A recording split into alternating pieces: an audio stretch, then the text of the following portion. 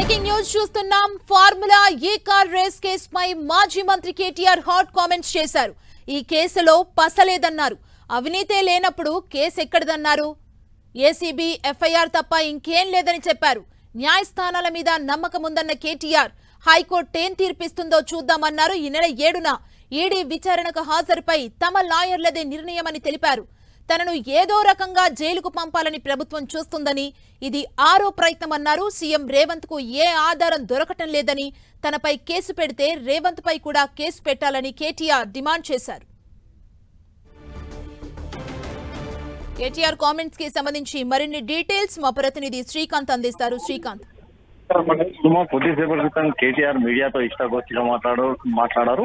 Formula 1 case విషయంలో మరోసారి కేటీఆర్ ఘాటుగానే స్పందించారు. ఈ విషయంలో తాను ఎలాంటి తప్పు చేయలేదని, అయితే ప్రభుత్వం కక్షపూరితంగానే తనపై కేసు నమోదు చేసిందని, ఇది న్యాయస్థానంలో నిలవదన్న నమ్మకం తనకుందన్న ధీమాను వ్యక్తం చేశారు. ఇప్పటికే అంటే ఎలాంటి ప్రభుత్వానికి సంబంధించిన నిధులు ₹1 కూడా తప్పుదారి పట్టలేవని, కక్షపూరితంగా రేవంత్ రెడ్డి సర్కార్ ఇలా వ్యవహరించడం తగదని చెప్పారు.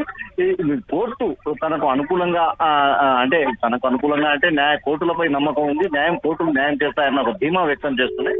7వ తేదీన విచారణకు సంబంధించి న్యాయవాదుల సూచన మేరకు ముందుకు వెళ్తానని చెప్పారు. అయితే త్వరలో పార్టీ ఫిరాయింపు ఎమ్మెల్యేలపై కూడా సుప్రీంకోర్టుకు వెళ్తామని కేటీఆర్ ఈ సందర్భంగా ప్రకటన చేశారు. 16వ తేదీ తర్వాత సుప్రీంకోర్టులో పార్టీ ఫిరాయింపు ఎమ్మెల్యేలపై కోర్టులో కేసు వేస్తామని ప్రకటించారు. ఈ ఏడాది మొత్తం కూడా పార్టీ ఫిరాయించిన